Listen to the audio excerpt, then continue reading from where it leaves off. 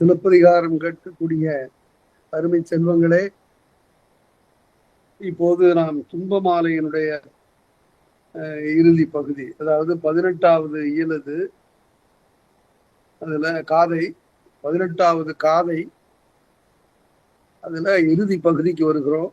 கண்ணகி ஊர் நோக்கி சொல்லக்கூடிய அந்த பகுதிக்கு நம்ம போக போறோம். அதற்கு முன்னால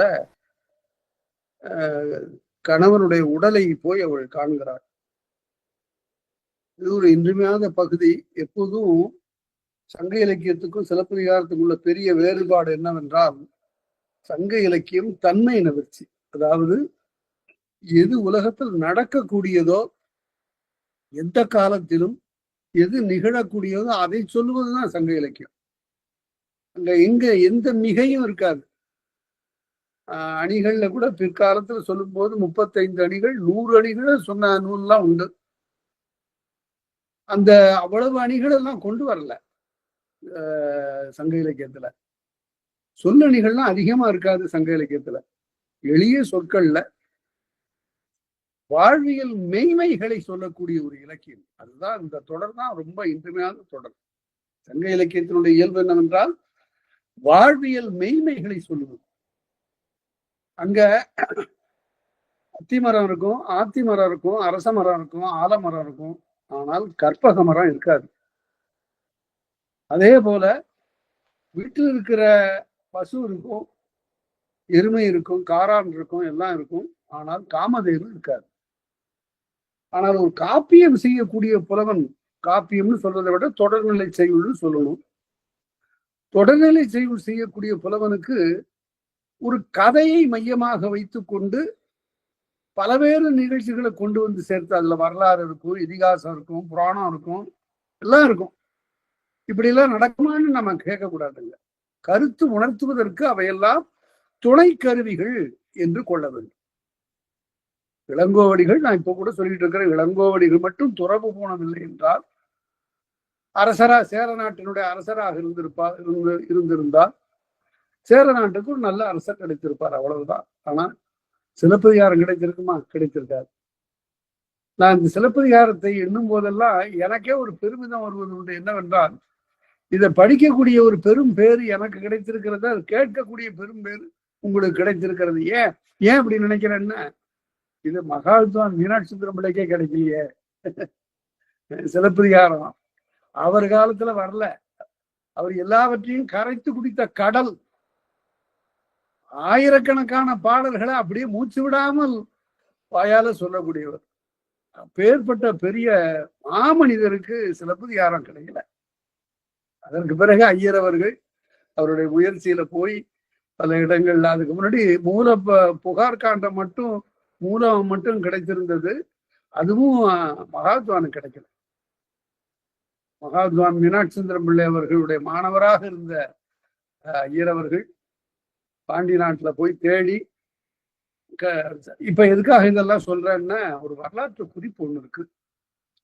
இப்ப நாம பார்க்க போறோம். இதற்கு பிறகு அடுத்த காதையில இருந்து நமக்கு அடியார்கல்லார் உரை கிடைக்கல. இது தொடங்கி 11 காதைகளுக்கு அடியார்கல்லாருடைய உரை கிடைக்கல. அந்த மனிதனுடைய பேரறிவை நாம் எப்படி சொல்லுவது? அடியார்கல்லார் உரை மட்டும் இல்லை என்று சொல்லலாம். பல பகுதிகள் இன்றைக்கு நான் பாடம் சொல்லவே இயலாது. அவரு ஏன் அந்த உரை எழுதினார்கிறதுக்கு நான் பல முறை சொல்லியிருக்கிறேன். அவருக்கு வேற எதுவும் தேவையில்லை. மாட மாளிகை, கூட கோபுரங்கள், செந்நெல் வயல்கள், செங்கரும்பு தோட்டங்கள், அதெல்லாம் அவருக்கு கேட்கல. அவருக்கு 2 வேளை சோறு போட்டான் ஒருத்தன். ஒப்பண்ண காங்கேயன் என்று உங்க நாட்டுல இருக்கிற ஒரு வள்ளல்னா என்ன, அவன் பெரிய கோடீஸ்வரன் இல்ல. அவனுக்கு ஏதோ ஒரு வசதி இருக்கு, அதை வைத்துக்கொண்டு இவரை ஆதரித்தான். அதான் அவர் எழுதுறாரு, ஏயா நான் அந்த உரை செய்தேன்னா, ஒப்பண்ண காங்கேயன் அளித்த சோற்று செருக்கல்லவோ தமிழ் 3 உரை செய்வித்ததே. இயல், இசை, நாடகம் என்ற 3ம் ஒன்றாக ஒன்றி இருக்கக்கூடிய சிலப்பதிகாரத்திற்கு யான் உரை செய்ததற்கு காரணம் எனக்கு இந்த ஒப்பண்ண காங்கேயன் போட்ட சோறு தான். அது தவிர வேற என்ன எதிர்பார்த்தாரு? அதேதான் கம்பன் சடையப்ப வள்ளலும். அதுதான் ஆண்பாரும் தேனும் அரம்பை முதல் முக்கணியும் தேன்பாய உண்டு தெவிட்டு மனம். எழுந்திருச்ச உடனே எனக்கு என்ன கொடுப்பாரு? பசும்பாலை கறந்து கொடுப்பாரு. அதற்கு பிறகு வாழை இலை போட்டு எனக்கு சோறளிப்பாங்க. நான் கம்பராமாயணம் எழுதினேன் அப்படிங்கிறாரு. அந்த மாதிரியான மனம் இன்றைக்கு இல்லாமல் போய்விட்டது தமிழ் உலகத்துல. அதுதான் ஆக்கம் இல்லாமல் இருக்கிறது. தமிழ் ஒன்றே கருதி பணிகள் செய்திருந்தா நன்றாக இருக்கும். ஆனா கடந்த காலத்து வரலாறுகள்லாம் எழுதுனா கொஞ்சம் வருத்தமா இருக்கும். சில பேர் தமிழ் பணி அயராது செய்தவர்கள்லாம் எந்த சிறப்பும் பெறவில்லை என்பது வேறு. ஆனால் அவர்களெல்லாம் பிறரால் மதிக்கப்படவில்லை, அவமதிக்கப்பட்டிருக்கிறார்கள் என்று கூட வரலாறு இருக்கு. இப்படி ஆயிற்றே என்று நினைக்கக்கூடிய அளவுல இருந்திருக்கு. அதற்கு திருவள்ளுவர் சொல்றாரு, அப்படிதான் இருக்கும்.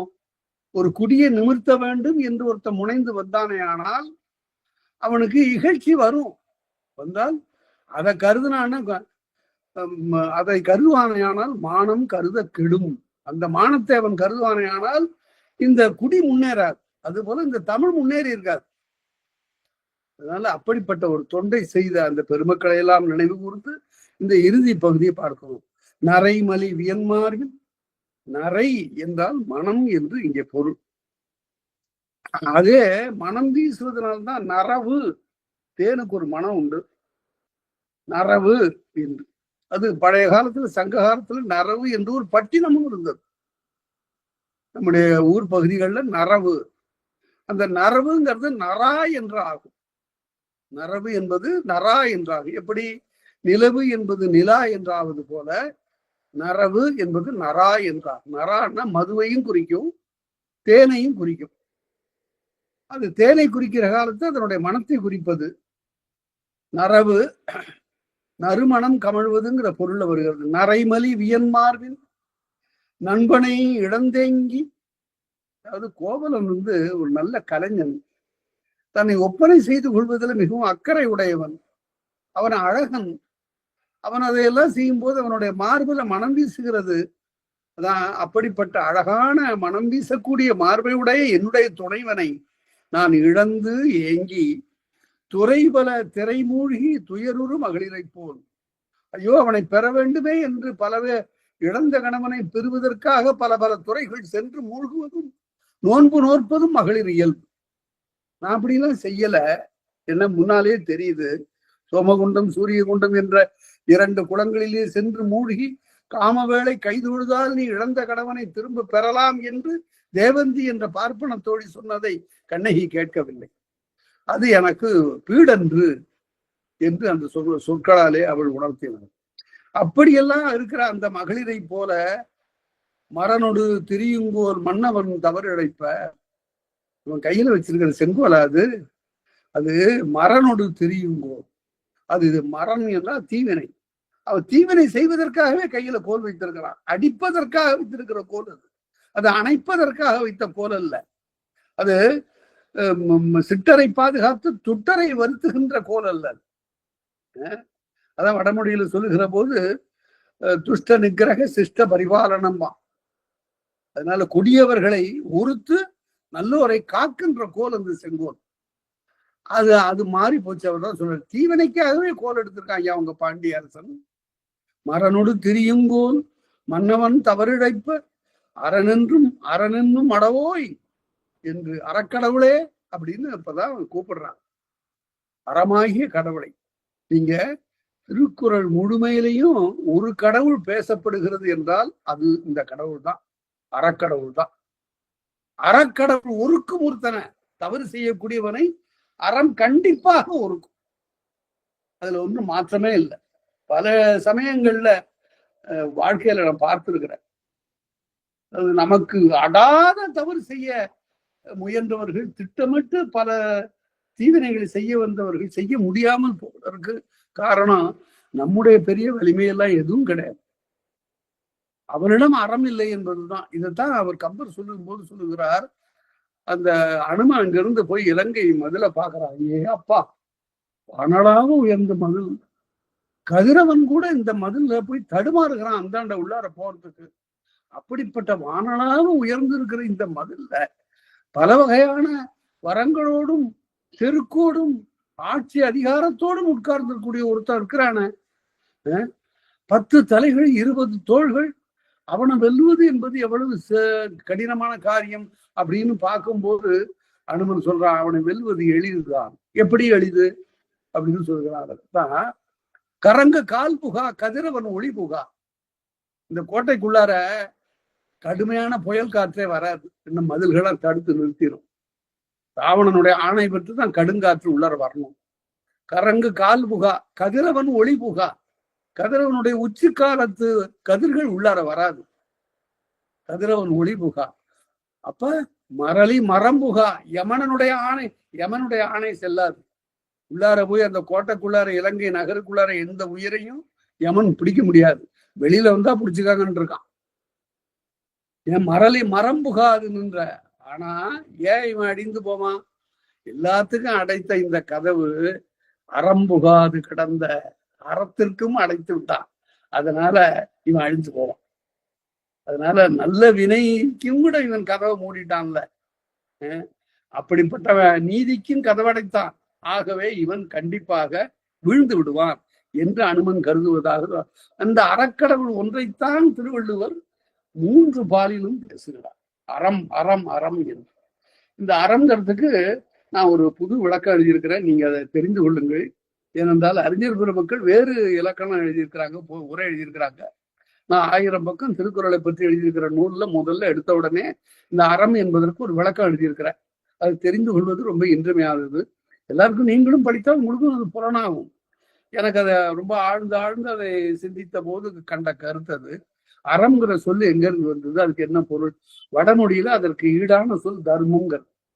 அந்த தர்மம்ங்கிறதுக்கு பொருள் வேற, அறம்ங்கிறதுக்கு பொருள் வேற. அறம் என்று அந்த சொல் குறிக்கக்கூடிய எல்லா செய்திகளையும் தர்மம் என்ற சொல் தரவில்லை அப்படின்னு நான் சொல்லல. நான் சொன்ன ஒரு தமிழ் ஆசிரியர் 10 நாள் சொல்றான்னு ஆயிடும். அத அறிஞர் ராஜாஜி அவர்கள் சொன்னார். அவருக்கு வடமொழியும் தெரியும், தமிழும் தெரியும். அறம் என்ற சொல்லுக்கு நிகராக வேறு எந்த சொல்லும் நிற்க முடியாது.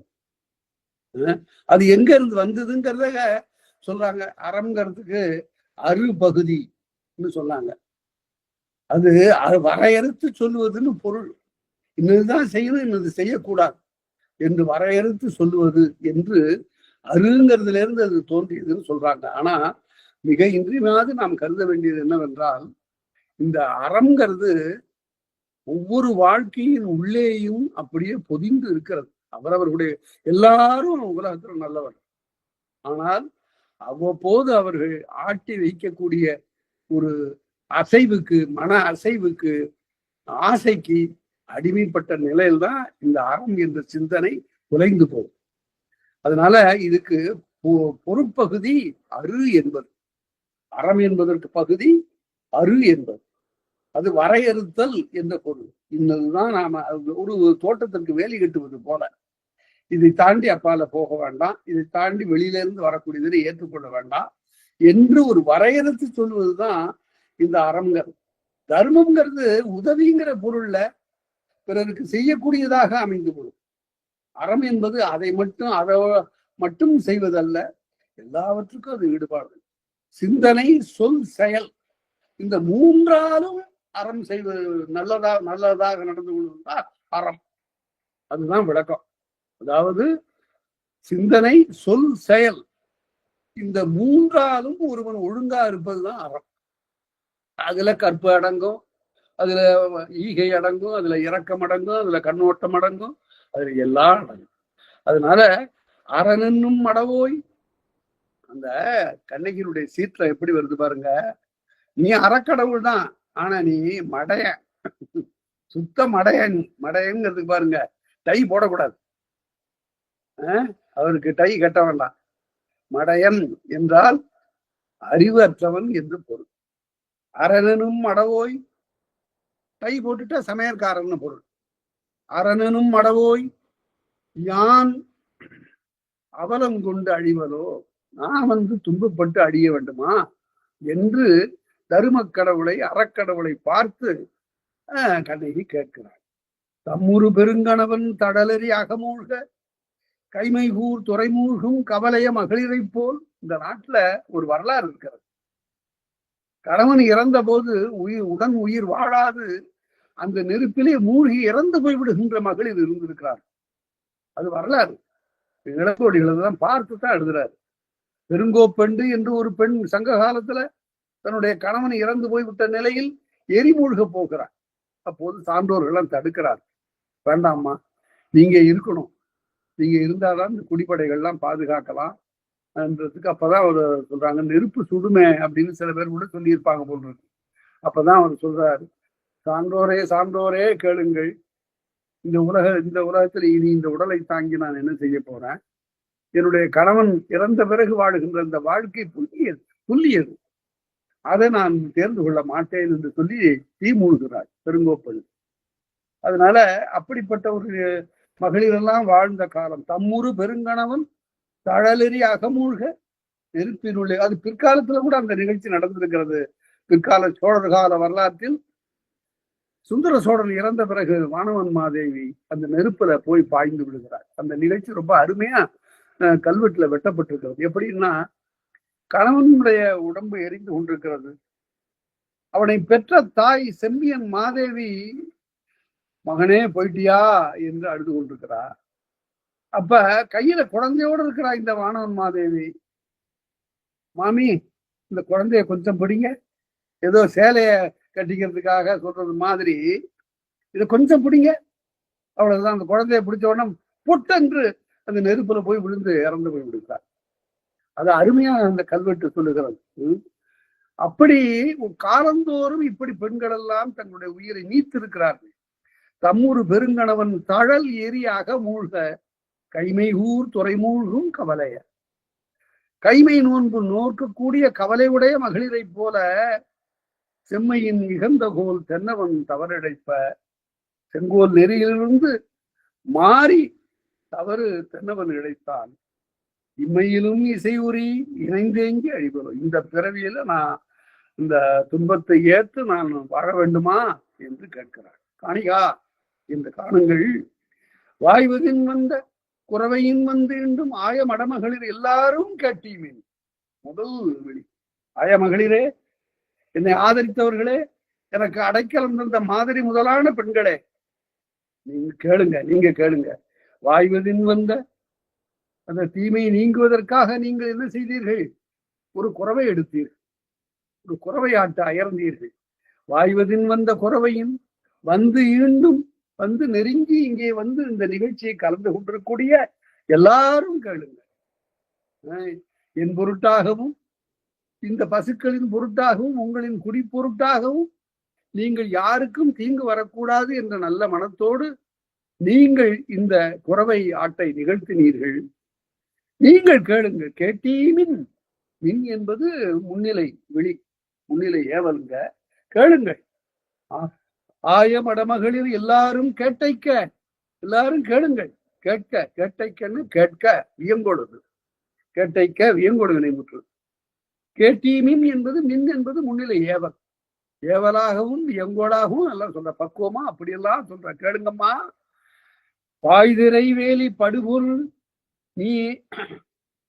நீ எருதி காய்கதிர் செல்வனே. அடுத்தபடி, ஏ சூரியனே, மேல இருந்து எல்லாத்தையும் பார்த்துக்கிட்டு இருக்கிற இல்ல நீ. பாய்திரை வேலி படுபொருள் நீ எருதி. இந்த உலகத்துல மேல இருந்து நீ பார்க்கும் போது எல்லாரும் தெரியுது உனக்கு. எல்லாவற்றையும் படுபொருள் என்றால் இவ்வுலகத்தின் கீழே இருக்கக்கூடிய எல்லா பொருள்களையும் நீ அறிகிறாய். காய்கதிர் செல்வனே கல்வனோ என் கணவன். உனக்கு தெரியும்ல, உண்மை உனக்கு தெரியும், யாருக்கும் தெரியாவிட்டாலும் கூட நீ மேலே இருந்து பார்த்து கொண்டிருக்கக்கூடியவன். காய்கதிர் செல்வனே கல்வனோ என் கணவன். கல்வனோ அல்லன் கருங்கையற்கண் மாதராய். அப்பதான் அவன் கேட்டது, அவன் கல்வன் அல்லன். யார் சொன்னான்? காய்கதிர் செல்வன் சொல்லுகிறான், சூரியன் சொல்லுகிறான். கல்வனோ அல்லன் கருங்கையற்கண் மாதராய். அந்த கைய விழிகளை உடைய பெண்ணே, உள்ளெறி உண்ணும் ஊர் என்று ஒரு குரல். இந்த ஊரை நெருப்பு உண்ண போகிறது என்று ஒரு குரல் சொல்லிட்டு, அந்த குரல் யாருடையது? காய்கதிர் செல்வனுடையது என்றது ஒரு குரல்.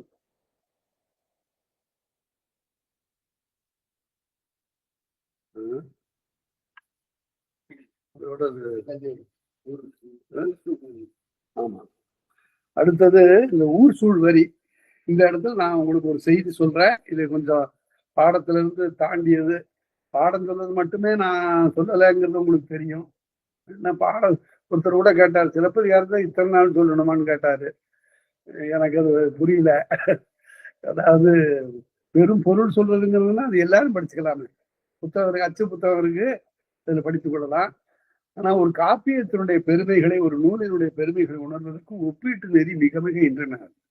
அதனால பிற பல இலக்கியங்களிலிருந்து வரக்கூடிய செய்திகள் இலக்கணத்தை எல்லா ஆசிரியர்களும் சொல்லியிருப்பார்கள்னு கருத முடியல. அதெல்லாம் சொல்ல வேண்டும். அதோட இந்த எல்லாரையும் சிலப்பதிகாரத்தில் ஈடுபாடு கொள்ள வைப்பது மட்டும் நோக்கம் அல்ல. அது ஈடுபாடு உள்ளவர்கள் தான் பாடம் கேட்கிறாங்க. அதற்கு மேலாக இந்த தமிழ் அவர்களுடைய உடைமையாக ஆகணும். இந்த சிலப்பதிகாரம் கேட்டா இதுல இருந்து சில சொற்களேனும் சில தொடர்களேனும் அதே போல சில நிகழ்வுகளேனும் மனத்தில் பதிந்து அவர்களிடத்து ஒரு பாதிப்பை உண்டாக்க வேண்டும். இப்ப இந்த ஊர் சூழ் வரியை நான் படித்தேன். என்னால தாங்கவே ஒவ்வொரு சமயமும் இதை படிக்கின்ற காலத்தை உள்ள வந்து அப்படி இன்னைக்கு உருகும். ஏனென்றால் இந்த நாட்டில் ஒரு பெண் இப்படி பெரும் துன்பத்திற்கு எப்படி இந்த உயிரை திருப்பி யாராவது கொடுக்க முடியுமா? பாண்டியன் கொடுக்க முடியுமா? யாரும் கொடுக்க முடியாது. அவருடைய அவலத்திற்கு மருந்து எதுவாகவும் இருக்க முடியாது. அந்த நிலையில ஊர் சூழ் வரிய நான் படித்த உடனே இளங்கோவடி வீடு எழுதினார ஒருத்தர் கேட்டாரு. இல்லத்துக்கு வந்த ஒருத்தர் சொன்னாரு, இது தமிழ் இதை படிச்சு என்னங்க ஆக போகுதுன்னு கேட்டாரு. உண்மைதான், அது ஒரு சரியான வினாதான். இதை படிக்கிறதுனால என்ன கிடைக்கும்னு யாரும் கேட்கக்கூடாது. என்ன இதை படிச்சா என்ன கிடைக்கும்னா 1530 ரூபாய் கிடைக்கும்னு நான் சொல்ல முடியும். அந்த மாதிரியான நோக்கம் உடையவர்களுக்கு இதுல ஒன்றும் இல்லை. ஆனால் இந்த தமிழ் அவ்வளவு எளிய தமிழ், எல்லாருக்கும் கிடைக்கக்கூடிய தமிழ் இல்லை. இதனுடைய சுவை வேறு. இது 6 சுவைகளையும் தாண்டியது. இது வானநாட்டில் இருக்கக்கூடிய அமிர்தத்திற்கும் கூட ஈடாகாது. அந்த சுவை எப்படிப்பட்டதுங்கிறத இந்த ஊர் சூழ் வரியை வச்சு நான் உங்களுக்கு காட்டுறேன். நீங்க பாருங்க, நீங்களும் முயற்சி செய்யுங்கள். நான் அந்த ஊர் சூழ் வரியை படிச்சுக்கிட்டே வரும்போது நேற்று இரவு என்ன பண்ண, இளங்கோவடி எழுதியிருக்கார, இவ்வளவு காலம் அதை படிக்கிறோமே, இந்த ஊர் சூழ் வரிய நாம எழுதி பார்த்தா என்ன, நமக்கு எப்படி வருகிறதுன்னு பார்ப்போமே. இளங்கோவடிகள் அதைத்தானே கருதி இருப்பார். நமக்கு பின்னால காப்பியங்கள்லாம் வர வேண்டும், இந்த தமிழ் இடையறாத ஒரு நீரோட்டமாக செல்ல வேண்டும் என்று அவர் கருதி இருப்பார்ல. அதனால அதை எழுதி பார்த்தேன். அதை உங்களுக்கு முன்னால இப்ப தருகிறேன். அதை உங்களுக்கு படி எடுத்து சித்தார்த்தன் வழியா அனுப்புறேன். அதை பாருங்க. இப்ப ஊர் சூழ் வரிய பார்ப்போம். என்றனன் வெய்யோன், இது இந்த வைப்பு முறை, இந்த காதைகள் வைப்பு முறை பாருங்க. அங்க முடித்தது இங்க தொடருது. அது அங்கேயே முடிச்சுள்ள அவரு அந்த துன்பமாலையோட முடித்து விடவில்லை, ஊர் சூழ் வரைக்கும் கொண்டு வந்துட்டாரு. காய்கதிர் செல்வன் என்றனன் வெய்யோன். அதாவது இந்த இடத்துல படிச்சு பாத்தீங்கன்னா ஒரு ஒரு ஒரு சிறிய ஒரு மறைபொருள் மாதிரி இருக்கும். என்றது ஒரு குரல் நாரங்க. அந்த காதை முடிவுல உன்னுடைய கணவன் கள்வன் அல்லன் என்று ஒரு குரல் சொல்லுது. யாருங்க அந்த குரல் அப்படின்னு எல்லாருடைய உள்ளத்திலையும் ஒரு வினா. அதுக்கு விடை இங்க அடுத்த காதையில சொல்றாரு. இது ஒரு துப்பறியும் கதைகள்லாம் அப்படிதான் வரும். அதாவது இந்த துப்பறியும் கதை படிக்கிறத பற்றி ஒரு அன்பர் எழுதியிருந்தாரு. 400 பக்கம் உள்ள துப்பறியும் கதையில முதல் பக்கத்துல ஒரு கொலை நிகழ்ந்து விடுகிறது. உடனே இந்த 399 பக்கமும் இந்த கொலை செய்தவன் யாருன்னு தேடுறான். எல்லா வகையான ஆதாரங்களையும் பார்த்து அவனா இருக்குமோ இவனா இருக்குமோ என்று ஆராய்ந்தே கடைசியில 400வது பக்கத்துல முடிவு சொல்றான். அதுக்குதான் ஒருத்தர் சொன்னாரு, இந்த முதல் பக்கத்தை படிச்ச உடனே 400வது பக்கத்தை புரட்டி பார்த்துட்டா நமக்கு இந்த 399 பக்கம் படிக்கக்கூடிய வேலை காலம் எல்லாம் மிச்சம். அதுதான் இந்த நூலினுடைய பயன். அவ்வளவுதான். சிலப்பதிகாரம் அப்படி இல்லை. சிலப்பதிகாரத்துல ஒவ்வொரு காதையும் ஒவ்வொரு தொடரும் ஒவ்வொரு எழுத்தும் ரொம்ப நமக்கு இன்றியமையாததுங்கிறத இந்த ஊர் சூழ் வரியில நான் எழுதியிருக்கிற பகுதி உண்டு நீங்கள் உணரலாம். இப்ப என்றனன் வெய்யோன் அவன் எல்லாரையும் சுட்டு எரிக்கிறவன் தான், ஆனா அவனே சாட்சி சொல்லிட்டான். அதாவது திருவிளையாடல் புராணத்துல மாமனாக வந்து வழக்குரைத்த படலம்னு ஒண்ணு இருக்கும், கடவுளே வந்து சாட்சி சொல்லும். இங்க மேல இருக்கக்கூடிய கதிரவனே சாட்சி சொல்றான். என்ற நன்வையோன் இலங்கீர் வளைத்தோழி, நல்ல ஒளிமிக்க வளையல்களை அணிந்திருக்கக்கூடிய பெண்ணே, அவ இலங்கீர் வளைத்தோழி நின்றிலள், அவ உடனே நிக்கல, தொடர்ந்து போகணும். இங்கே இருந்து கொண்டு அழுவதில் பயன் இல்லை. நின்ற சிலம்பு ஒன்று கையேந்தி, ஒரு ஒற்றை சிலம்பை கையில ஏந்தி கொண்டு. இங்க ஒரு பெரிய ஆராய்ச்சி நான் சொல்ல போறேன். 2 பெருமக்கள் ஏற்கனவே இந்த ஆராய்ச்சி செய்திருக்கிறார்கள். இப்ப நீங்களும் அதை எண்ணி பாருங்கள். யாராவது கட்டுரையை எழுதுவீர்கள் என்றால் நான் வரவேற்கிறேன். அந்த செய்தியை நான் சொல்றேன். நின்றிலன் நின்ற சிலம்பொன்று கையேந்தி, ஒரு ஒற்றை சிலம்பை கையில ஏந்தி கொண்டு, முறையில் அரசன் தன் ஊரில் இருந்து வாழும், முறையில்லாத அரசன், முறையில் இல்லாத அரசன் தன் ஊரிலிருந்து வாழும் நிறைவுடை பத்தினி பெண்டிர்கள். இந்த ஊர்ல முறையில்லாத அரசனுடைய நாட்டாரிய என்ன எழுதிட்டாருன்னா, நிறைவுடை பத்தினிங்கிறதுக்கு எள்ளி நகையாடுகிறாள் கண்ணையின்னு எழுதிட்டார். இந்த முறையில்லாத அரசனுடைய ஊர்ல இருக்கக்கூடிய பெண்களே நீங்கள்லாம் கற்புடையவர்கள் தானா அப்படின்னு கேட்கிறாளாம். அப்படி கருதக்கூடாது, அது கொஞ்சம் மிகையது.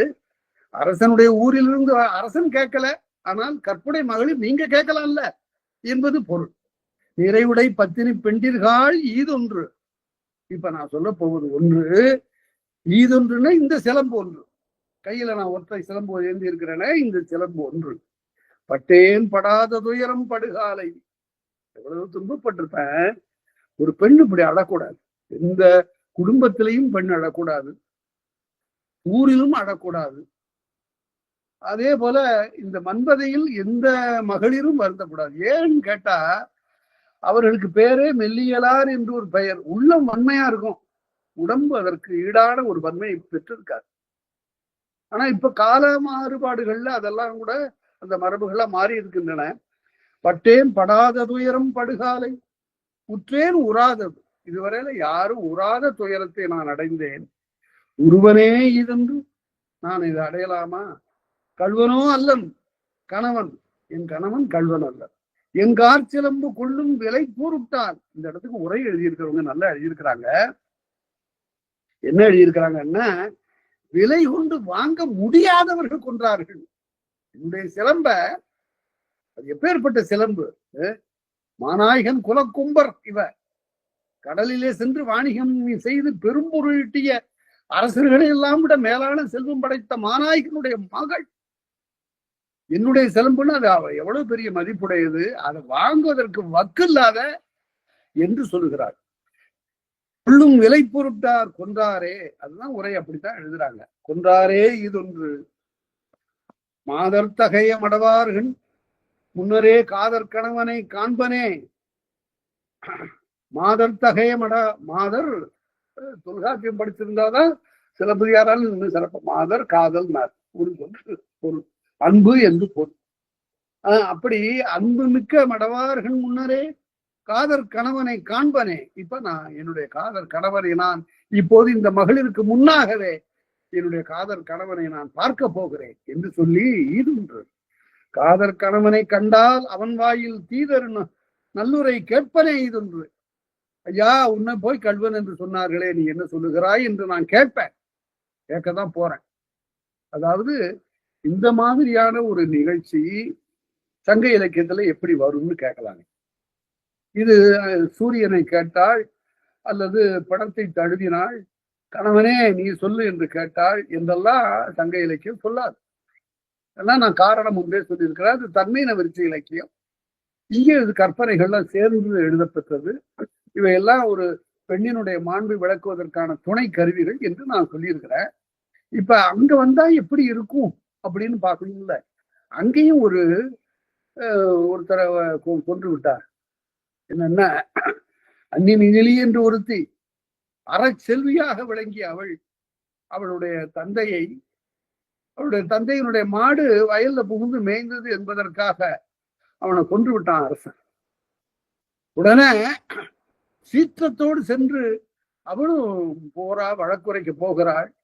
அரசன் அங்க அரண்மனையிலேயே அனுமதிக்கல. உடனே அவ உண்ணா நோன்பு இருக்கிறாள்.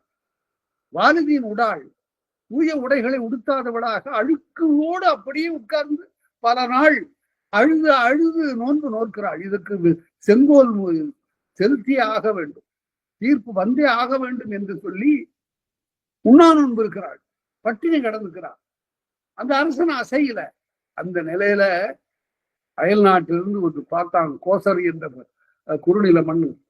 இப்படி ஒரு நிகழ்ச்சி அங்க நடக்குது, யாரும் கேட்கலன்னா அவன் படையெடுத்து வந்து அவளுக்கு, அந்த பெண்ணுக்கு அறம் செய்தான் என்பது சங்க இலக்கியத்தில் பேசப்படும். அதனால அதனுடைய அணுகுமுறை வேற. இப்ப இங்க மற்ற யாரும் படாத துயரம் நான் பட்டேன், அதனால தீதரு நல்லுரை கேளாது ஒழிவனே.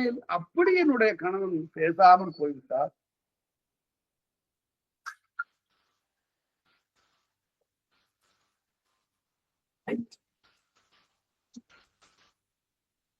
அப்படி தீதரு நல்லுரை கேளாது ஒழிவனேல் நோதக்க செய்தார் என்று எள்ளல். ஒன்று, எனக்கு சரியான தீர்ப்பு கிடைக்கவில்லை என்றால் நீங்கள் யாரும் அவ ஏதோ கத்திட்டு போயிட்டா அப்படின்னு சொல்லி என்ன எதுவும் குற்றம் சொல்லாதீர்கள். நோதக்க செய்தாள் என்று எள்ளல். ஏதோ இந்த ஊரையே கலங்கடிச்சிட்டு போயிட்டா என்றெல்லாம் பேசாதீர்கள். என்ன எள்ளல்? எள்ளல் என்றால் எதிர்மறை, எதிர்மறையா வருது. எள்ளாதீர்கள் என்று பொருள். இந்த எள்ளுன்னு இருக்கு பாருங்க, இந்த சொல்லே ஒரு பெரிய ஆராய்ச்சி உரியது. எள்ளுதல் என்றால் இகழுதல் என்று பொருள். எள்ளல் இளமை பேதமை மடன் என்று உள்ளப்பட்ட நகை நான்தல். அதாவது இகழ்ச்சியா சிரிக்கிறது தான் அந்த எள்ளல். தொல்காப்பியர் அத அருமையாக நகை என்ற அந்த மெய்ப்பாட்டுக்குரிய ஒரு கிளையாக சொல்லுகிறார். நோதக்க செய்தாள் என்று எள்ளல். அப்படி ஒன்று அல் என்பது எதிர்மறை, அதனால இகழாதீர்கள் என்று பொருள். இது ஒன்று என்று அல்லலுற்று ஆற்றாது அடுவாளை கண்டேங்கி மல்லல் மதுரையார் எல்லாரும் தாமயங்கி. கேட்ட பெண்கள் ஆண்கள் எல்லாரும் மயங்கி, ஐயோ இப்படி ஒருத்தி நம்முடைய நாட்டிற்கு வந்து துயருற்றாளே என்று களையாத துன்பம் இக்காரிகைக்கு காட்டி வளையாத செங்கோல் வளைந்தது இது என்பது. அதாவது இந்த பெண்ணுக்கு நீக்க முடியாத துன்பத்தை காட்டி விட்டது. நாட்டாருக்கு, மதுரை நாட்டாருக்கு 2 துன்பம். ஒன்று, கண்ணகி வேற்று நாட்டிலிருந்து வந்த ஒரு பெண்ணுக்கு இப்படி இந்த நாடு துயர் விளைத்ததே என்பது ஒன்று. 2வது, இந்த நாட்டினுடைய செங்கோல் இதுவரையில் வளையாதது இப்போது வளைந்து போய்விட்டதே என்று 2 வகையான துயரங்கள் அங்கு இருக்கின்றன. வளையாத செங்கோல் வளைந்தது இது என்கொல். இது என்ன இப்படி நேர்ந்ததே?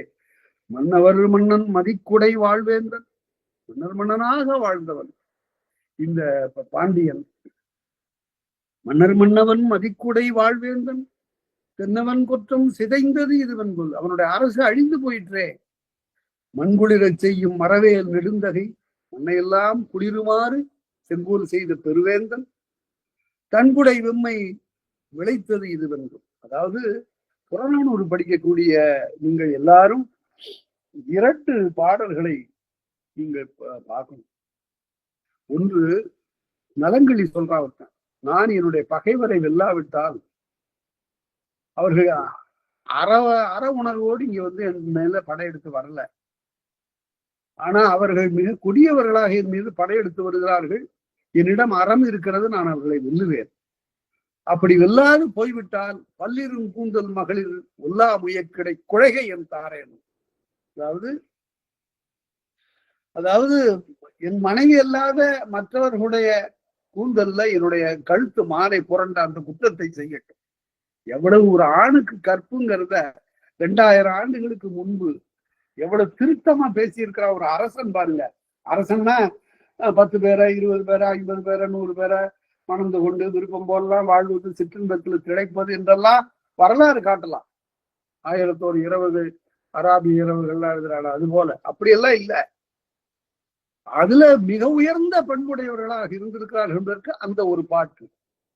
அடுத்தபடியாக ஒரு சேர அரசன் என்ன சொல்லுகிறான், என்னுடைய மனைவி இறந்து போயிட்டா, நான் இன்னும் இருக்கிறேன், இது எவ்வளவு இழிவு, எனக்கு கொஞ்சம் கூட வெட்கமா எதுவும் இல்லை என்று பேசுறது. ஞாங்கர்மாய்ந்தனள் மடந்து இன்னும் வாழ்வல் என்னிதன் பண்பு. என்ன பண்பு இருக்கு என்கிட்ட? என்று அப்பே இவன் உயிர் போயிருக்கணுமே என்று பேசுகிறான். அதனால இதை எங்க ஆசிரியர் எழுதுகிற போது தன்னுடைய நூல்ல ஒருமை கணவர்கள் எழுதுறாரு. நல்ல தொடருது, ஒருமை கணவர்கள், ஒரே நெஞ்சம். அப்படிப்பட்ட அந்த நிலையிலிருந்து அப்படிதான் வாழ்ந்தார்கள் பாண்டிய அரசர்கள். அந்த தன்கொடை வெம்மை விளைந்தது இப்ப என்ன இப்படி ஏற்பட்டு விட்டதே. செம்பொர் சிலம்பொன்று கையேந்தி நம்புருட்டால் ரொம்ப பெருந்தெய்வம் வந்தது இதுவென்கள். நம்மிடம் முறையிடுவதற்காகவே கையில சிலம்பு ஒன்று ஏந்தி கொண்டு ஒரு தெய்வம், வம்ப பெருந்தெய்வம், வம்பே புதுமைன்னு சொல்றாங்க. வம்புன்னு புதுசு, இதுவரையில நாம இந்த மாதிரி ஒரு தெய்வத்தை பார்க்கல, இது வீதியில வருகிறது என்று செம்பொர் சிலம்பொன்று கையேந்தி நம்புருட்டால் வம்ப பெருந்தெய்வம் வந்தது இதுவென்குள். அதாவது சிலப்பதிகாரத்தை பற்றி நாட்டுப்புறையில் நெறியில் நின்று ஆராய்ந்தவர்கள் சொல்லுகிறார்கள், இந்த காளி மாரி ஆகிய தெய்வங்களை ஊர்வலமாக கொண்டு வருகிற ஒரு நிகழ்ச்சி இந்த நிகழ்ச்சியிலிருந்து வந்ததுதான். கண்ணகி திருக்களிலே அங்கிருந்து வந்து முறையிடக்கூடிய அந்த நிகழ்ச்சியை ஒட்டித்தான் அந்த மரபுதான் அப்படி வந்தது என்று எழுதுகிறார். வம்ப பெருந்தெய்வம் வந்தது இது என்பொல் ஐயரி உங்கன் அழுதேங்கி. இந்த கண்களை பற்றி சொல்லுகிற போது மகளிருக்கு சொல்வது உண்டு, மிகச்சிறிய, அதாவது ஒரு மயிர் போன்று இருக்கக்கூடிய மெல்லிய கோடுகள் இந்த கண்கள்ல சிவப்பா இருக்கும். அது இரத்த நாளங்களுடைய கடைசி பகுதி. அது கண்ணுக்கு அழகு செய்வது என்று கருதி அது சொல்றாங்க. ஐயரி, அரின கோடு, ஐயின அழகு, அழகிய. ஐயரி உங்கண், உங்கண் என்றால் மையுண்ட கண்கள் என்று போகும். உங்கண் அழுதேங்கி அறற்றுவாள். அது அழுது சொல்லி அவள் சொல்லுகிறாள், தெய்வமுற்றாள் போலும் தகையள். இதை ஊர் மக்கள் இப்படி நினைக்கிறாங்க. அவள் கண்கலங்க வந்து இங்க அழுகிறாள், தெய்வமுற்றாள் போலும் தகையள். முதல்ல தெய்வமோ என்று கருதினார்கள், இப்ப தெய்வம் தீண்ட பெற்று வந்தவளோ இவள். தெய்வமுற்றாள் போலும் தகையள் இது என்பன சொல்லி இணைந்து, இணைந்து என்றால் வருந்தி. ரன்னகரம் போட்டிருக்கு பாருங்க, தன்னகரம் போட்டா சேர்ந்துன்னு பொருள், ரன்னகரம் போட்டா வருந்தின்னு போகும். இணைந்து ஏங்கி அறத்தம், அந்த சொல்ல ஒலிக்கும் போதே அந்த வேறுபாடு வரணும். இணைந்து இந்தத்துக்கு தன்னகரம், அங்க வளைனா உரியது, நாக்கு வளைஞ்சாதான் தன்னகரம் வரும். இங்க இது இல்ல, இது நுழிநாக்குல வர்றது இணைந்து. அதனால இணைந்தேங்கி அறற்றவும் மண்படி தூற்றும் குடியதே. அதாவது இந்த மண்பதை முழுமையும் தூற்ற போகிறது. மண் பழி தூற்றும் மன்னனை, மண் என்றால் மன்னனிங்க, மன்னனை பழி தூற்றும் குடியதே. குடி மண்பதை, அதாவது உலகம். மாமதுரை கம்பலை மாக்கள், கம்பலைங்கிற சொல்லு நல்ல சொல்லு. நம்மகிட்ட வழக்கில் இருக்கா இல்லையான்னு நம்ம நினைச்சு பார்க்கணும். இல்லை இப்பவும் புறநானூற்றுல ஒரு பாட்டுல சொல்லுவார், அந்த கம்பீரத்தை அல்லது அந்த கல்வி செருக்க நான் ரொம்ப விரும்புறது உண்டு. அது நாம அதெல்லாம் கடைபிடிக்க முடியாது. நாம எங்கேயும் போய் அரசவைகள்ல அரசியலாளரிடம் அல்லது அதிகாரமுள்ளவர்களெல்லாம் போய் நாம நிற்பதற்குரிய தேவை நமக்கு இல்லை. நம்ம ஒரு சிறிய நிலையிலே இருக்க வேண்டும் என்று நம்ம கருதுறதுனால யாருக்கும் அப்படிப்பட்ட கருத்து வர்றதில்லை. ஆனா ஒரு பெரிய பேரரசருடைய அவையில போய் ஒரு புலவன் உள்ளார புகுவது என்று சொன்னால் அவன் பல விதிகளுக்கு கட்டுப்பட்டு போகணும், தலை குனிஞ்சு போகணும், வணங்கணும், அரசனுடைய முகம் சுளிக்காத வகையில நடந்து கொள்ள வேண்டும், இப்படியெல்லாம் இருந்திருக்கிறது என்பது வரலாறு.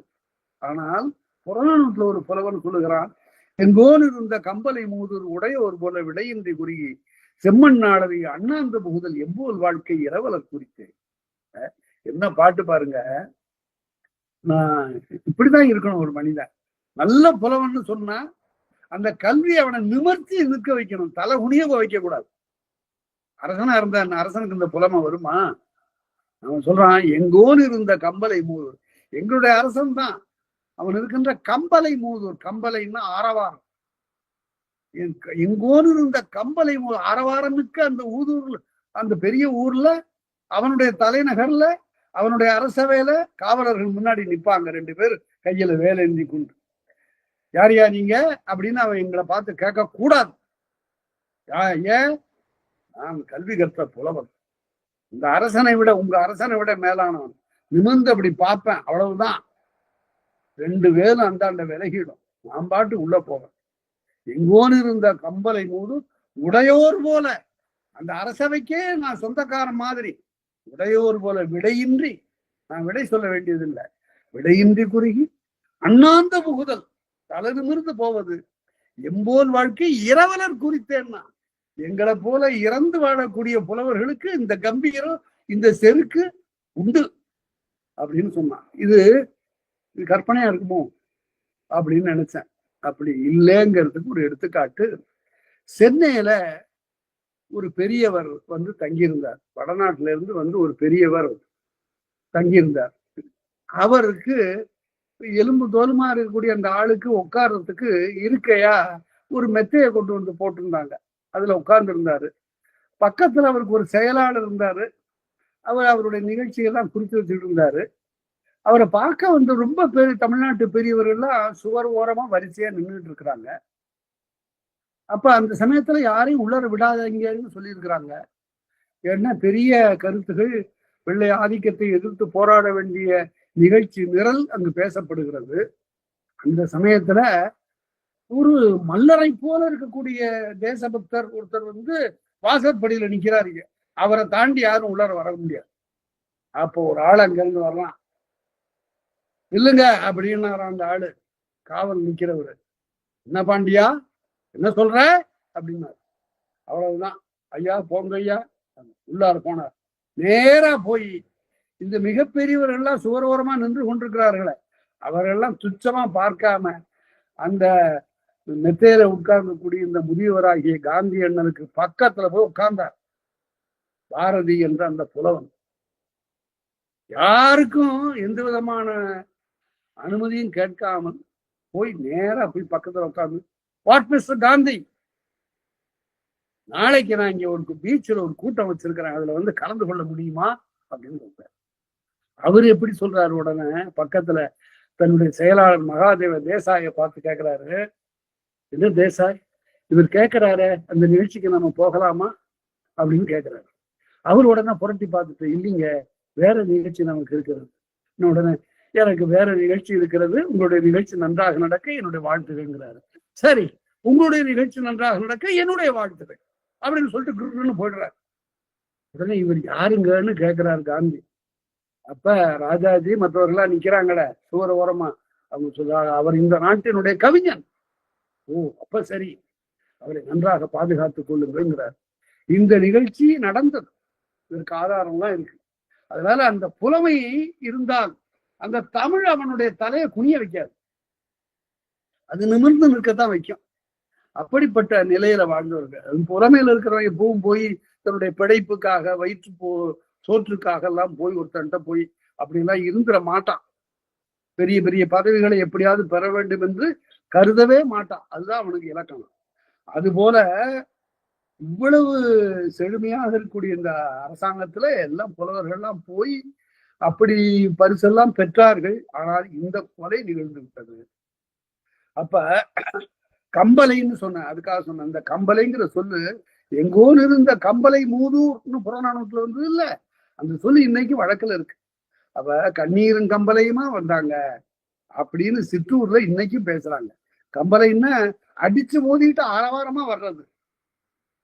கணவன் இறந்து போய்விட்டான் என்று கருதி வருகின்ற பெண் ஆற்றாது அழுகிற போது மார்பலை அடித்துக் கொண்டு வருவார். அதான் கம்பளை. கம்பளை மாக்கள் கணவனை தாம் காட்ட, தாமா இப்படிதாமா நடந்திருக்குன்னு இந்த ஊர் மக்கள் கோவலனுடைய பிணத்தை காட்டுகிறார். செம்பொற் கொடியணையாள் தான் காணாள் மலன்மானாலும் இருளூட்டி, அப்பதான் இருள் வந்து படர்கிறது மெல்ல. மல்லல் வளனே தொல்காப்பியம். மல்லல் என்றால் வளம் என்று. வளமிக்க இந்த உலகத்தில் இருளூட்டி மாமலை மேல் செவ்வன், ஒவ்வொரு சொல்லும் ஒவ்வொரு எழுத்தும் ரொம்ப ஆழ்ந்து படிக்கணும். செவ்வன்ங்கிறதுக்கு ரன்னகரம் போட்டு பாருங்க. என்னென்றால் இங்கு என்னும் என்பது என் என்று சுருங்கியது. சிறப்பு என்று செம்மை என்று சொல்லக்கூடிய, செம்மையாக இருக்கக்கூடிய கதிர் சுருங்கி செங்கதிர் உன் சென்று இறப்பான் அங்க. அப்ப இந்த மாதிரி காட்சியே பல பேர் பாடியிருக்கிறாங்க. பாஞ்சாலி சபதத்துல பாரதியார் பாடுவாரு, பாரடி அந்த மேற்றிசையில் கதிர் சென்று விழுகிறது, எத்தனை வண்ணம் பாய்கின்ற நீரோட அடல் நெருப்பு எல்லாம் இருக்கு பாருங்க, மாலை நேரத்து அந்திவான் என்று அது அவர் பாடுறாரு. அடுத்தபடி புரட்சி கொஞ்சம் அந்திவான் கருகுகின்ற உலகு கண்டேன் இருள் புகுந்தது என்று அவர் பாடுகிறார். இங்க செவ்வன் கதிர் சுருங்கி செங்கதிரவன் சென்று ஒழிப்ப அவன் போய் ஒளிந்து கொள்கிறான்.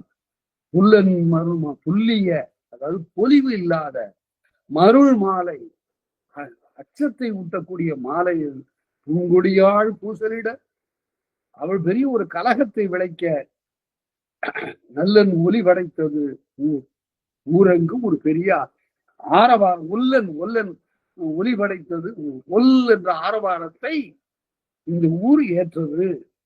அப்பதான் வண்டாரி இருங்குஞ்சி மாலைதன் வார்குழல் மேல், வண்டாரி இருங்குஞ்சி மாலைதன் வார்குழல் மேல் கொண்டான் தழி கொடுநன்பால் காலைவாய். இந்த இடத்தை தான் நான் உங்களுக்கு சொன்னேன், ஒரு ஆராய்ச்சிக்குரியது, நீங்க சிந்தித்து பாருங்கள் என்று 2 பெருமக்கள் இதை பற்றி ஆராய்ந்திருக்கிறார்கள். அதையும் சொல்றேன்.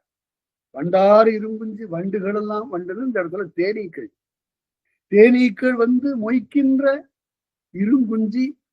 அது புலமை மரபுல சரியா சொற்கள் எப்படி அமைந்து பாருங்க. அந்த இருங்குஞ்சி மாலைதன், அதாவது கோவலன் அவனும் ஒரு பூ சூடி இருக்கிறான், மாலை சூடி இருக்கிறான். நான் முன்பே சொன்னேன், தாரும் மாலையும் மயங்கி கையற்று என்று கோவலனும் கண்ணகியும் மனையரம் படுத்த காதல 2 பேரும் ஒருவரை ஒருவர் தழி கொள்ளுகிற போது கோவலன் கண்ணகியை தழுவி கொண்டான் என்று சொல்லுவது இளங்கோடிகளாகிய துறவி அப்படி சொல்லக்கூடாது என்று நினைத்தார். அதனால தாரும் மாலையும் மயங்கின. தார் என்பது கோவலன் அணிந்திருக்கூடியது, ஆடவர் அணியக்கூடிய மாலைக்கு பெயர் தார், பெண்கள் அணிவது மாலை. அதனால தாரும் மாலையும் மயங்கின, 2 ஒன்றாக சேர்ந்தனன்னு சொன்னார். இங்கேயும் அதே போல வண்டாரி இருங்குஞ்சி மாலை, குஞ்சின்னு சொன்னார். குஞ்சி என்றால் குஞ்சி அழகும் கொடுந்தானை கோட்டழகும் மஞ்சள் அழகும் அழகல்ல என்று நாலடியார் பேர். அது கூந்தல், கொஞ்சம் தழைத்த கூந்தல் உடையவனாக இருக்கிறான். அதுல அந்த மாலையை தன் வார்குடல் மேல் கொண்டார். அது அப்படியே அவனை தழுவி கொண்டாள். தழி கொடுநன்பால், இதுதான் இன்றைமையாவது ஆராய்ச்சிக்குரிய இடம். காலைவாய் புந்தாள் குருதி புறங்க வர, காலையில 2 பேரும் தழுவி கொண்டு விடை பெற்றார்.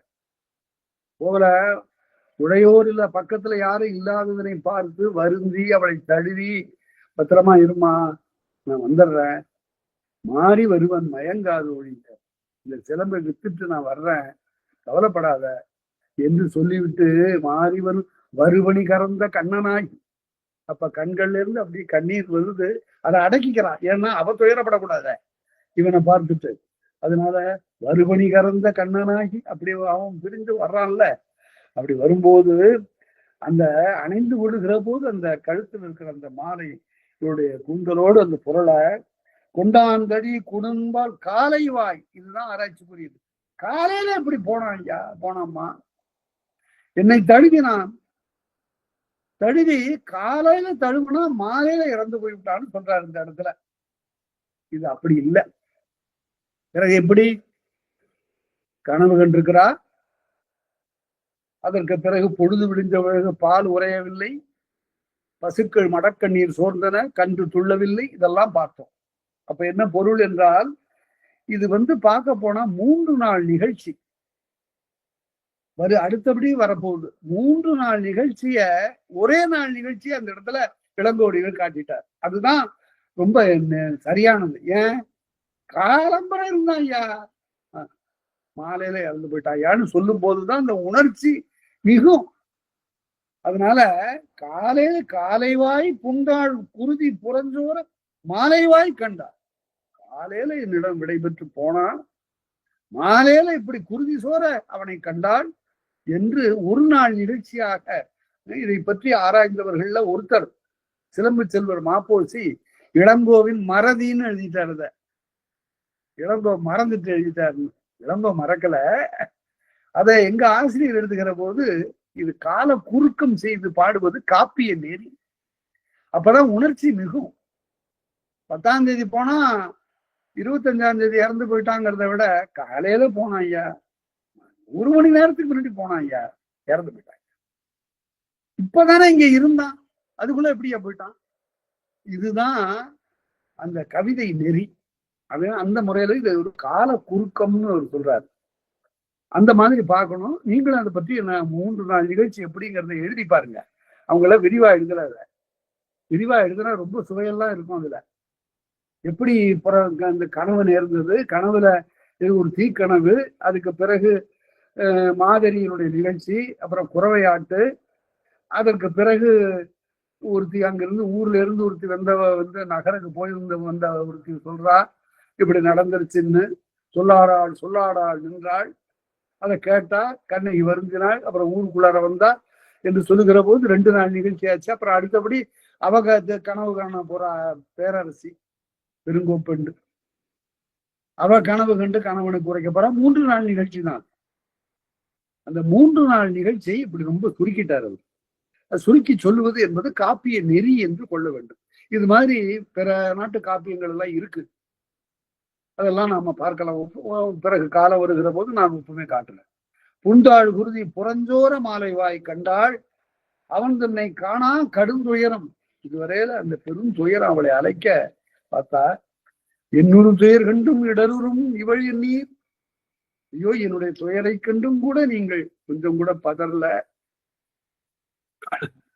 பொன்னுரு நெருமேனி பொடியாடி கிடப்பதோ, பொன் நகையெல்லாம் பூண்டு கொள்ளக்கூடிய ஒரு பெரும் செல்வ குடியில பிறந்த நீ இப்படி பெரும் புழுதியில கிடக்குத உன்னுடைய உடம்பு, பொடியாடி கிடப்பதோ, மண்ணுரு துயர் செய்த மரவினை அறியாதேற்கு.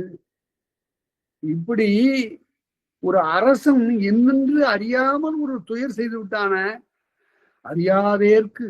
இது வல்லினம் போட்டு பாருங்க, அறியாதான் என்று பொருள், அறியாதவனுக்கு என்று பொருள். என்னொரு வினை கான், என்னுடைய செயலை இப்ப பாரு நான் என்ன செய்யறேன்னு. அதாவது பெரும்பாலும் இவ்வளவு பெரிய துயரத்தின் பிறகு செயலற்ற நிலைதான் வரும். ஆனா இவளுக்கு செயலற்ற நிலை வரல, செயல் மிகுந்த நிலை வந்தது. பாத்ரூம் ஒரு கைங்கிறான். என்ன ஏனென்றால் எதனால? அது ஒரு மரப்பண்புங்கிறதுனால, அந்த அடிப்படையில இல்ல. கணவன் பழி ஏற்கக்கூடாது. அவன் இறந்த பிறகும் கூட அவன் மீது ஒரு பழி சுமத்தியது என்பது அகற்றப்பட வேண்டுமே தவிர அது அவனோடு முடிந்தது என்று சொல்லக்கூடாது. அந்த ஊர்ல போனா சிலம்பு விற்பதுல அவன் கல்வன் என்று அறியப்பட்டான், அதனால கொலைப்பட்டான் என்று யாரும் பேசக்கூடாது. அது என்னுடைய கடமை. அதனால அந்த பழியை துடைக்க வேண்டும். கான் இது அப்படின்னு பிரிக்கணும்.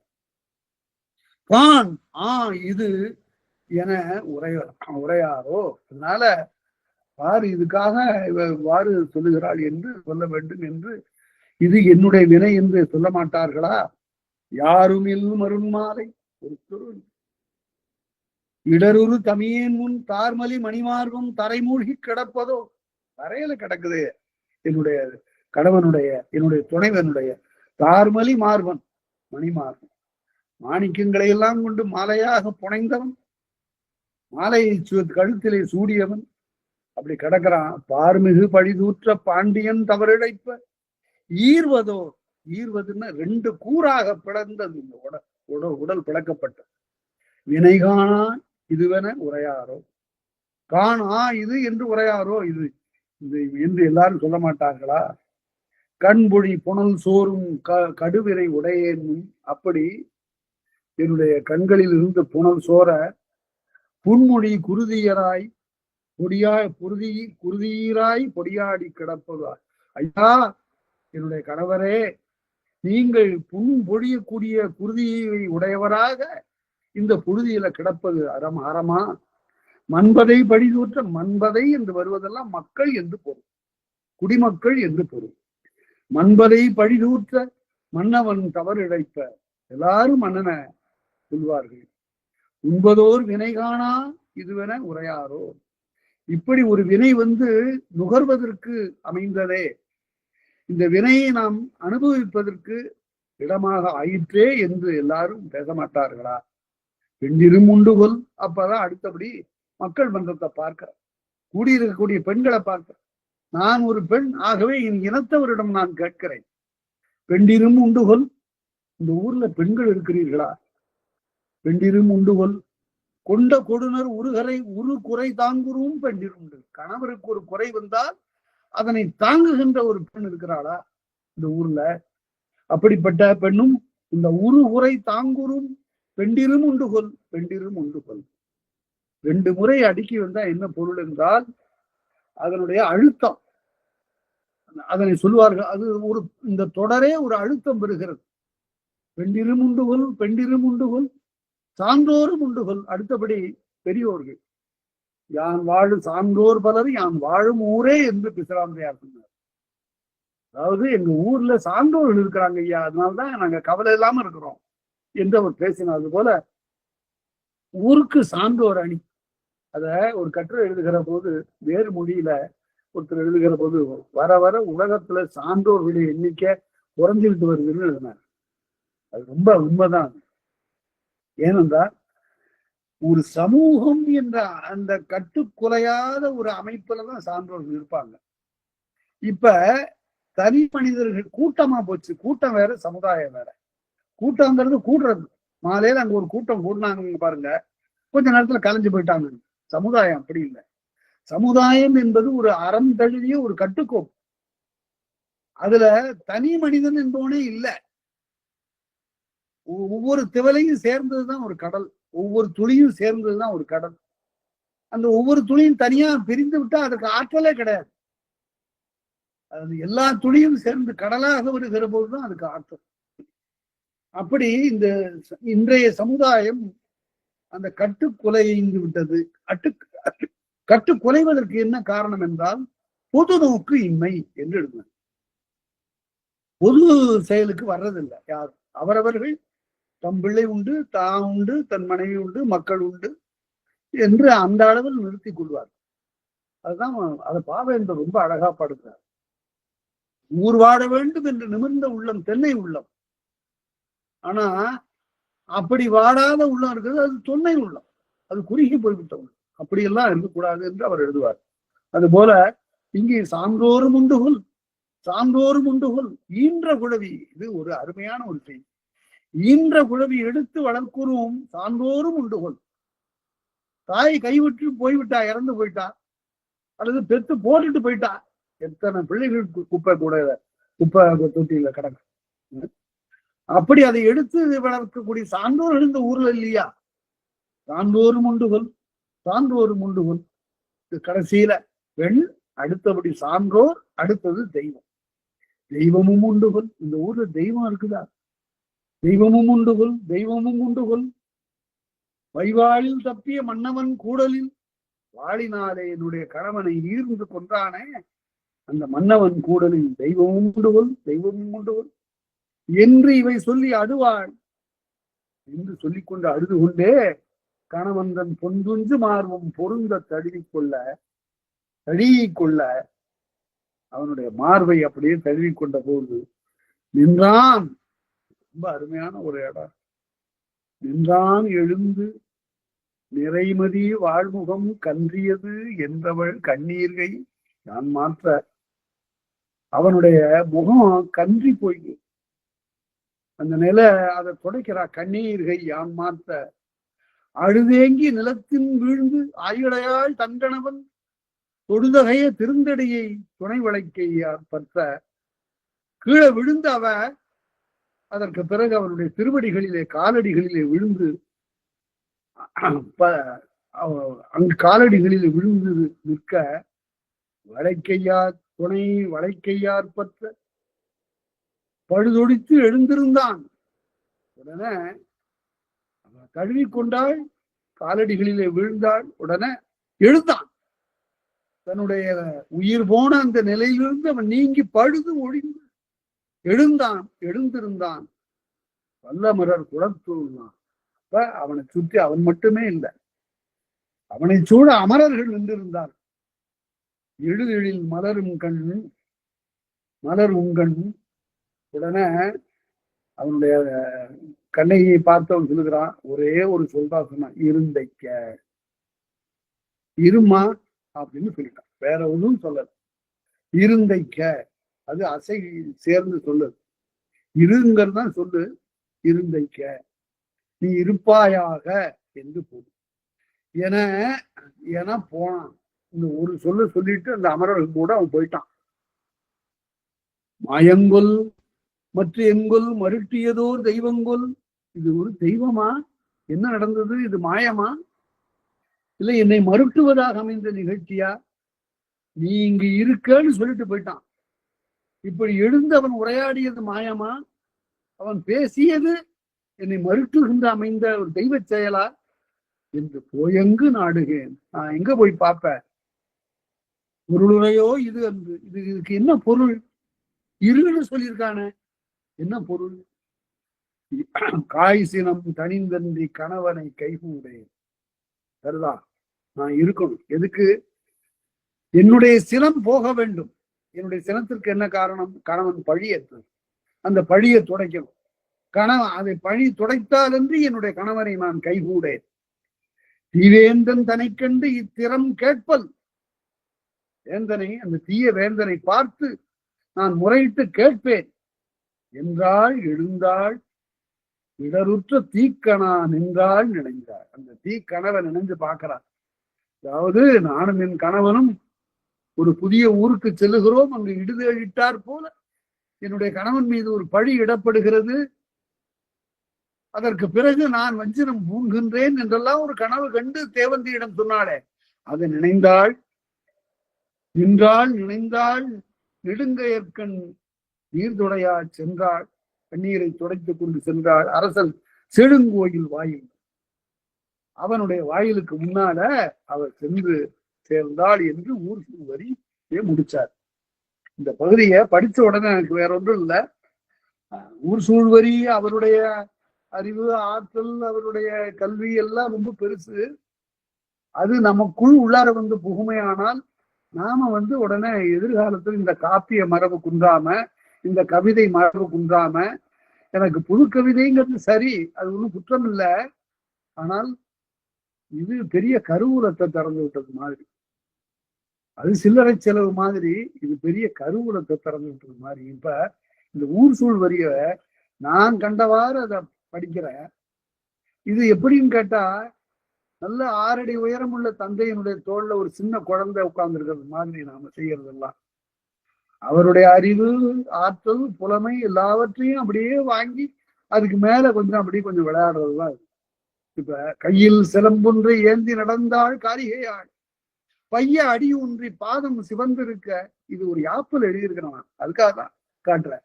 அதாவது எழுதக்கூடியவர்களுக்கு இந்த யாப்பு ஒரு வசதியானது. இது கலிவெண்பான்னு பேரு. நடந்து, அதாவது எப்படி அசையும் சீரும் வருது பாருங்க. கையில் சிலம்பொன்று அப்படின்னா மாமுன் நிறை வந்தது. கையில் சிலம்பொன்றை ஏந்தி நடந்தாள் என்ற போது காய்முன் நேர் வந்தது. ஏந்தி நடந்தாள் காரிகையாள், பைய அடி ஒன்றி பாதம் சிவந்திருக்க நடந்து பழக்கமிலா நங்கை. எல்லாமே அவர்கிட்ட இருந்து வாங்கினதுதான். அவளுக்கு கால்கள்ல நடந்து பழக்கம் இல்லை, வெறும் தரையில நடந்து அவளுக்கு பழக்கம் இல்லை. அது முன்னாடியே சொல்லியிருக்காரு. அவர் கவுந்தியடிகள் சொல்றாங்க, இவருடைய பாதத்தை மண்மகள் அறிந்தலை என்று கவுந்தி சொன்னாங்க. நடந்து பழக்கமிலா நங்கை நிலமதிர நடந்தாள், தன் வழியில் செந்தணல் ஏந்தி நடந்தாள், வள்ளியல் என்று ஆனாள், மான்மருளும் கண்ணாள் நகர்மருள வந்தாள், மயில் வயில் மென்னடையாள் வேங்கை நடை கொண்டாள், வெயிலுமிடும் பாவை விழி வெண்கணல் தேக்குமாள், சாற்றுகின்றாள் விதி உண்டே, கல்லின் வலி நானும் கற்புடை பெண்டீர்கள், அல்லவை செய்தே அறம்பற்றா வேந்தனூர் இல்லறம் ஆற்றுகின்ற என்றிழையீர் கூறுமினோ, ஈதரமா நும்மூரில் யான்படும் இத்துயரே, மாதரீர் நமது மனங்குழுமோ இந்நிகழ்வே, கைச்சிலம்பு விற்பாரை கல்வரென கட்டுரைத்து மெய்ச்சீர் அழித்தானும் மேவும் ஒரு காவலனோ, காதல் மடவீர் உங்கனும் காணவே தாதவிழ் பூந்தாரின் காதல் கேள்வனையான் கண்டுரை செய்வேன், அவர் வாய் இதழ் திறந்து விண்டு உரைக்கும் மெய்மொழியை கொண்டு உரைப்பேன் காண்க. மண்டு துயர் மாறா மடந்த இது செய்திலனேல் அண்டி எமக்கே இறங்காது அகலுவினும். அக்கால் மாமுதரை ஊர்வாழ் மடவாரும் துன்புற்றே உமகள் போல் நல்ல பொறையுடைய காரியைக்கு ஏன் வந்தது இத்துயர் என்றே ஏங்கினரால் போனாத செங்கோல் புனிவுற்று போனது என்னோ, பாண்டியனார் வாழ்வில் படுதுயர் உற்றதென்னோ, தூண்டில் வாய் மீன் போல இன்னே துடித்தனரால் வாராத மாபழி வந்துற்றது என்னேயோ, சேராத தீவிரை சேர்ந்துற்றது என்னேயோ, ஆறிவரோ ஆறு பெற்ற அஞ்சுகமோ பேதை இவள் தேராது வந்த வழி செய்யிடைக்கு உற்றது, தேராது வந்தபடி செய்யிடைக்கு உற்றதுவோ. பாரார் இறங்க இப்பாவை பதைத்தனளே கையில் சிலம்பேந்து காரிகை நாம் காண ஐயோ அறற்றுவளே தெய்வமே, இங்கு இவளாய் தெருவுற்று நடந்ததுவோ தேம்பி அழுததுவோ, ஒரு மாசு பாண்டியர்க்கு உற்றதுதான் ஊழ்வினையோ, என்றே நகர் மக்கள் ஈர விழி நீர் சோர நன்றே மிக நடுங்கி நாப்புலர நின்றனரால் கொன்றங்கு வீழ்த்திய கோவலன் மேனியினை அன்று அப்பொழுதே அணங்கினுக்கு காட்டினரால் காலை பொழுதில் கை சிலம்பு விற்க ஊழின் வலியுண்ட உய்த்தல் அறியாது காதலி அணைத்து கண்ணீர் கறந்து போதவிடும் அவ்வூர் புறஞ்சேரி நீங்கி பொற்கொல்லன் வஞ்சகத்தால் போந்த மறுநாளில் மற்புயமும் வான்கழுத்தும் வாளுக்கு இரையாக குன்றாத கொள்கை கோவலனை வீழ்ந்தான்கான். வீழ்ந்து கிடந்த மேனியினை அக்காலை தாழ்ந்த துயர் கூற கைதழுவி மெய்தடவி ஐயனே என்னை விட்டு அகன்றாய் கொல் என்று தையல் அறற்ற கையற்று வாழும் உயிரெல்லாம் கண்ணீர் உகுத்து கலங்கினரார். புல்லழுத பூவழுத பூஞ்சிட்டு தேனழுத கல்லெழுத காற்றும் கரைந்து அழுத மண்ணும் சொல்லாது மனத்துள் மருகி துடித்து அழுததே. கொடுநர்க்கு ஒரு தீங்கு குற்றம் படவரினே அடலா எழுவும் அறிவையர்கள் ஈண்டிலரோ, விளையும் நற்பண்பெல்லாம் மல்கு பெறும் சான்றோரும் அழியா அறங்காக்க ஆற்றிலராய் ஆனார்கள். வாய்விட்டு அகன்றதோர் செய்மடலை தாமெடுத்து வாய்விட்டு தாளாட்டும் வஞ்சியரும் இல்லை கொல்லோ, தெய்வமதும் ஈண்டின்று தேம்பி திகைத்ததுவோ, உய்த்தது நீதி என்று அகன்று புறம் போயதுவோ, என்றென்றே கண்சோர ஏனை புலன்மயங்க குன்றும் இறங்க கூடும் நகர்மகளிர் நெஞ்சம் குறைந்திறங்க ஆடவர்தாம் அஞ்சு மனமழிய தரைப்பட்ட துன்பம் அலைப்பட்ட களமாகி தன் கொடுனன் மார்பு தழி மார்பில் பொன்முகம் சேர புதைத்து அழுதாய். அண்ணா மின்னன ஆங்கே மேல் நிமிர்ந்து தன் துணையாம் கண்ணாளை கண்ணகியை காத்திரு நீ என்றே என்ன பொருளில் இசைத்தானோ வேறேதும் அன்னவர்க்கு சொல்லாமல் அமரர் குழாம் சூழ நோக்கி போயினன்கான். கண்ணால் அவள்தானும் மன்னவன் கோயில் விரைவேன்கான், அங்கே சென்றவனை காண்பேன்கான், கண்டு உரைப்பேன் கட்டுரையே. காவலனா நீயும் கடுவினை செய்து என் கோவலனாம் என்றன் கொடுநனை கொன்ற நீ வாழ்வதுவா அவன் இங்கு சாவதுவா என்றே வழக்குரைப்பேன் என்றே வாய்மொழிந்து சென்றாள் கிழக்கின் சுடராய் கிளர்ந்து. வீட்டிலடி அப்படி முடியும். அப்பதான் அது கலிவெண்பாவா இருக்கும். இத ஒரு சித்தார்த்துக்கு அனுப்புறேன், நீங்க பாருங்க, நீங்க எழுதுங்க. நீங்க நான் அதைத்தான் விரும்புறேன். நான் எழுதி காட்டுறதுங்கிறதெல்லாம் எனக்கு ஒண்ணும் இல்லை. இத பின்னால வரக்கூடியவர்கள் எல்லாரும் இப்படிப்பட்ட ஒரு மரபு, ஏனென்றால் தமிழ் வற்றி போய்விட்டதுன்னு இருக்கக்கூடாது, கோடையாறு மாதிரி ஆயிடுச்சுன்னு இருக்கக்கூடாது. அது எப்போதும் குளிர் புனலை ஏந்தி வருகின்ற வெள்ளம் மிக்கு வருகின்ற ஆறாக வயல்கள் எல்லாம் பயன்படுமாறு இருக்கும். அது போய் எல்லா வயல்களும் பாய்ந்தால்தான் அதுக்கு பயன். போய் கடலோட கலக்கிறது அதனுடைய நோக்கம் இல்லை. அது போல கேட்கிறவர்கள் எல்லாரும் எழுதி பாருங்க, வேற வேற யாப்பில் எழுதுங்க. இதுக்கு நமக்கு கிடைத்தது ஒரு பொருள், நல்ல உருக்கமான இரக்கம் பயக்கக்கூடிய ஒரு பொருள் நமக்கு கிடைச்சிருக்கு. இதை பல வகையாக நீங்கள் படைத்து பார்க்க வேண்டும். அது என்னுடைய அவா, வேற ஒன்றும் இல்லை. இப்படி தமிழ் பயில்வது என்பது நம்முடைய ஊனுக்கும் உயிருக்கும் இனிது. அந்த செயலை நீங்கள் மேற்கொள்ளுங்கள் என்று கூறி கேட்ட அனைவருக்கும் நன்றி கூறி அமைகிறேன். நன்றி, வணக்கம். நன்றி, வணக்கம்.